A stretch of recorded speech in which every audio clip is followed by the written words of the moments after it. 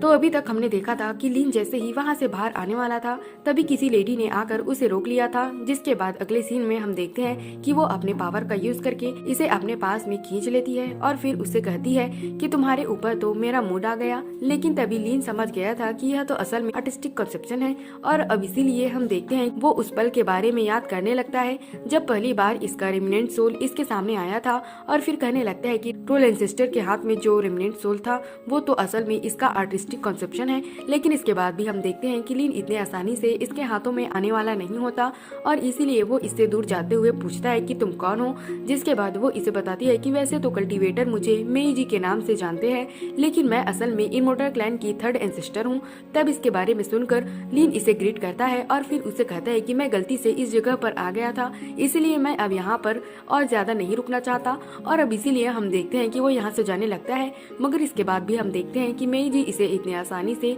छोड़ने वाली नहीं होती, इसलिए वह अपने पावर का यूज करके इसे सामने से घेर लेती है। जिसके बाद लीन उसे कहता है कि एंसेस्टर आपका क्या मतलब है। तब इस पर मेईजी उसे कहती है कि तुम्हारे मुंह से एंसेस्टर अच्छा नहीं लगता और इसीलिए मैं चाहती हूँ कि तुम मुझे केवल मेईजी बोलो। इसके बाद हम देखते हैं कि वह इसके नजदीक आने की कोशिश करती है, लेकिन इसके बाद भी हम देखते हैं कि लीन इतने आसानी से इसके बातों में आने वाला नहीं होता। इसलिए हम देखते हैं कि अब उसने अपने सोल बैनर को बाहर निकाल लिया था और फिर उससे कहता है कि क्या आप इसे पहचानती हैं। जिसके बाद हम देखते हैं कि मेईजी भी इस बात से काफी हैरान हो गई थी। तब इस पर लीन उससे कहता है कि अब तो आपको अच्छे से समझ में आ गया होगा, इसीलिए मैं चाहता हूँ कि आप मेरे रास्ते में ना आओ और मुझे कुछ ऐसा करने के लिए फोर्स ना करो। अब इतनी बात कहने के बाद वो इससे कहता है कि मैं यहाँ से जा रहा हूँ और मैं उम्मीद करता हूँ कि आप अपनी इंजरी को यहाँ पर अच्छे से हील करो। जिसके बाद हम देखते हैं कि आखिरकार मेईजी भी इसके लिए मान जाती है और अब इसीलिए उसने इसके जाने के लिए रास्ता भी ओपन कर दिया था। जिसके बाद वहीं हम देखते हैं कि लीन भी इसमें कोई देरी नहीं करता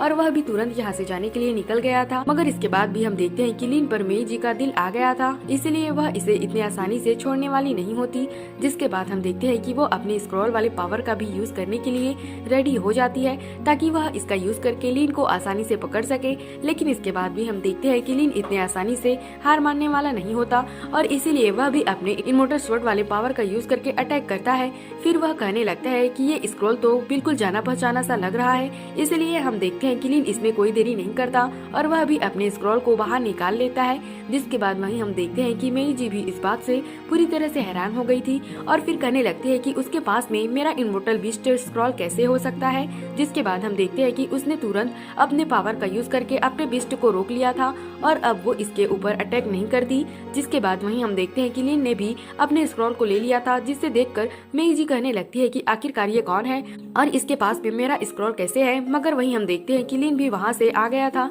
जहां पर हम देखते हैं कि सितुनान डीमन चाइल्ड के बॉडी को टेक ओवर करने में कामयाब हो गया था और अब इसीलिए वह वहां से बाहर आ जाता है। फिर वह हंसते हुए कहता है कि आखिरकार मैं हजारों सालों के बाद वापस आ गया। जिसके बाद हम देखते हैं कि लीन तुरंत इसके पास आता है और वो इसे इसमें कामयाब होने के लिए कांग्रेचुलेट करता है। तब इस पर सितुनान कहता है कि भले ही मेरी कल्टीवेशन पूरी तरह से रिकवर नहीं हुई है, लेकिन इसके बाद भी यह छोटे से सुजाकू स्टार के लिए काफी है और अब इसीलिए मैं स्टार कल्टीवेशन क्रिस्टल से तुम्हारे सोल को हासिल करने में तुम्हारी हेल्प करने वाला हूँ। जिसके बाद हम देखते हैं कि वे इसके बारे में कोई देरी नहीं करते और फिर वह तुरंत यहाँ से निकल जाते हैं। लेकिन वहीं दूसरी तरफ हम देखते हैं कि इमोर्टल क्लैन के एंसेस्टर एक एक करके बाहर आने लगते हैं और इसीलिए वे इनको ग्रीट करने लगते हैं। जिसके बाद हम देखते हैं कि उन सभी ने अपने अपने पावर को एक्टिवेट कर लिया था और अब इस तरह से वो चारों तरफ से एक जगह पर इकट्ठा हो जाते हैं। जिसके बाद वहीं हम देखते हैं जुक्वेजी पहले से इसके लिए रेडी हो गया था और फिर वो चियानफेंग और लुई मई से कहने लगता है कि अब इस समय सुजाकू स्टार के पास में जितनी पावर है,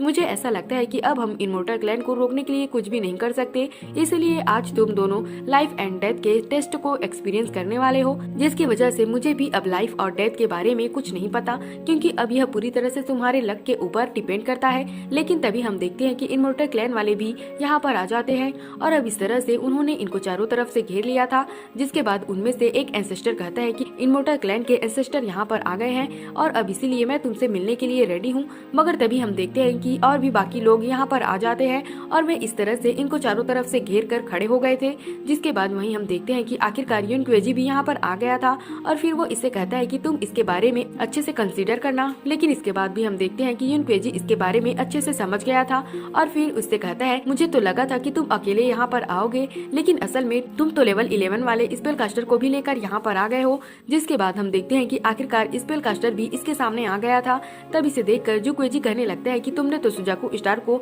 2 हिस्सों में बांटने का वादा किया था, जो कि मुझे ऐसा लगता है कि मेरे पास वाले स्टार कल्टीवेशन हार्ट से ज्यादा जरूरी नहीं है, नहीं तो फिर तुम लोगों ने अब तक एक साथ में अटैक कर दिया होता। अब इसीलिए वो इनसे कहने लगता है कि इतनी बकवास करने की क्या जरूरत है, क्योंकि मैं भी अच्छे से जानता हूँ कि अगर मैंने स्टार कल्टीवेशन हार्ट को तुम्हें दे दिया तो फिर उसके बाद तो मेरा कोई भी मतलब नहीं रहेगा, और इसीलिए उसके बाद तुम जो भी चाहो कर सकते हो। लेकिन इसके बाद भी हम देखते हैं कि युनक्वेजी इसे इतने आसानी से छोड़ने वाला नहीं होता। इसीलिए वो इसे कहने लगता है कि मुझे पता है कि तुम थोड़े से चिंता में हो, मगर तुम्हें भी अच्छे से पता है कि यह सोल काउंटिंग कर्ज है जो कि तुम्हारे सोल को स्टार कल्टीवेशन हार्ट से अटैच कर देगा। इसलिए अगर मेरे लोगों ने अपने बातों को पूरा किया और तुम्हें मार दिया तो फिर उसके बाद यह स्टार कल्टीवेशन हार्ट भी टूट जाएगा, जिसके वजह से सभी तुम्हारे साथ में दफन हो जाएंगे, और इसीलिए मैं उम्मीद करता हूँ कि तुम इस तरह से शांति से मर जाओगे। फिर वो इसे कहने लगता है कि हम सुजाकू स्टार को डिस्ट्रॉय नहीं करना चाहते, ना ही हम कभी तुम्हारे साथ में इंटरफेयर करना चाहते हैं। मगर इसके बाद भी हम देखते हैं कि जुक्वेजी इतने आसानी से इसके सामने हार मानने वाला नहीं होता,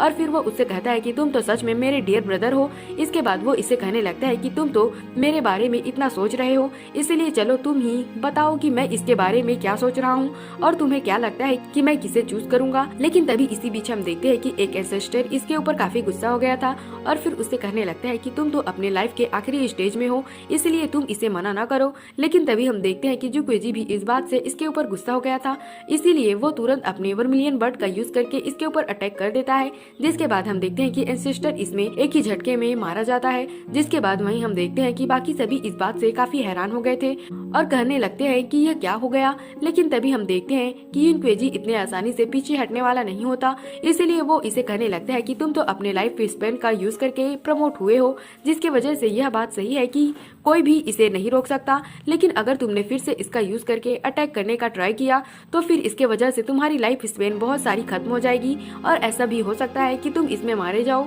अब इसीलिए वो इससे कहने लगता है कि मैं तुम्हारा फाइनल आंसर चाहता हूँ, और अब तुम जल्दी से डिसाइड करो कि तुम वॉर चाहते हो या फिर पीस। लेकिन तभी हम देखते हैं कि जुक्वेजी इससे बात करने के लिए इसके सामने आ गया था, जहाँ पर हम देखते हैं कि वह सबसे पहले किसी बैरियर को क्रिएट कर देता है, और फिर उससे कहता है कि जूनियर क्या तुम्हें हमारे मास्टर के बारे में याद है। जिसके बाद हम देखते हैं कि युनक्वेजी को भी इस बात से थोड़ा सा हैरान हो गया था। वहीं हम देखते हैं कि जुक्वेजी जोर जोर से हंसने लगता है और फिर कहने लगता है कि तुमने बहुत ही अच्छे से रेबल किया, लेकिन असल में तुम इसके बारे में पूरी तरह से गलत थे और तुमने बहुत बड़ा मिस्टेक कर दिया। जो सीन दिखाते हुए यह एपिसोड यहीं पर खत्म हो जाता है। तो अगर आपको एक्सप्लेनेशन अच्छी लगी हो तो हमारे चैनल को सब्सक्राइब और लाइक जरूर करना। Thanks for watching.